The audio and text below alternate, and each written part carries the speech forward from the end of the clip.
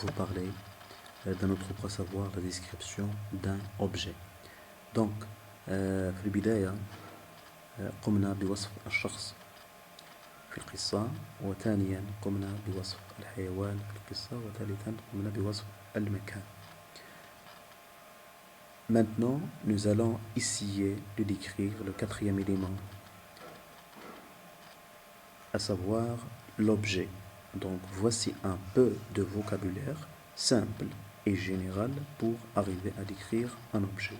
Donc, عندنا واحد المعجم اللي هو بسيط وعام لكي يعني نقدر أن نوصفه واحد الشيء، d'accord, جماد.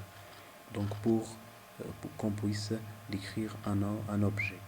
Donc la première question qu'on pose, c'est comment s'appelle, c'est-à-dire on devait écrire son nom, par exemple une chaise, par exemple un arbre, par exemple une table, etc. Donc quelle est sa taille, الحجم ديالو, quel est son poids, le وزن, et voilà le vocabulaire, donc il est expliqué en arabe. On n'a pas besoin de prolonger l'explication. Donc où est-ce qu'on le trouve, d'accord, voilà quelques propositions. On le trouve dans la maison, dans la salle, la cuisine, la ville, la classe, etc. Et pourquoi est-ce qu'on l'utilise? On l'utilise pour écrire, manger, lire, boire, cuisiner ou cuisiner. Donc aussi c'est un outil, voici là, on s'en sert pour couper le bois, مثلا لقطع الأشجار, etc. Donc il y a beaucoup d'exemples. Les exemples, voici votre bien sûr ami Karim essaye en train d'essayer par exemple de vous expliquer qu'est-ce qu'un phare.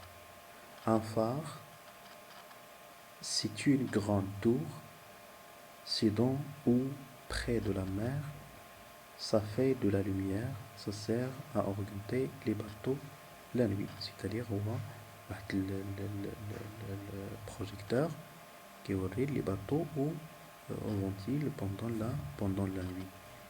Il oriente des moments يسير وينبه البواخر.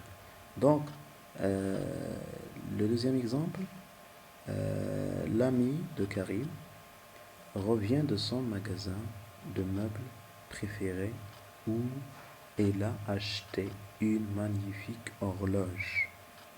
Il a acheté une magnifique horloge. Donc là,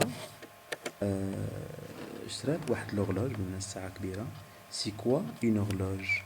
Donc là, la question que je pose, pour qu'elle puisse nous expliquer c'est quoi une horloge, donc il va dire une horloge, c'est un appareil que je peux mettre sur le mur et qui donne l'heure, c'est-à-dire qui يورينا الوقت. Donc هذا هو كمثال. Donc on peut passer aux exemples, bien sûr, de vocabulaire. Voilà un vocabulaire de la maison, ou plutôt de la cuisine. Voilà un vocabulaire de la cuisine aussi. Voilà un vocabulaire des chaussures, vocabulaire bien sûr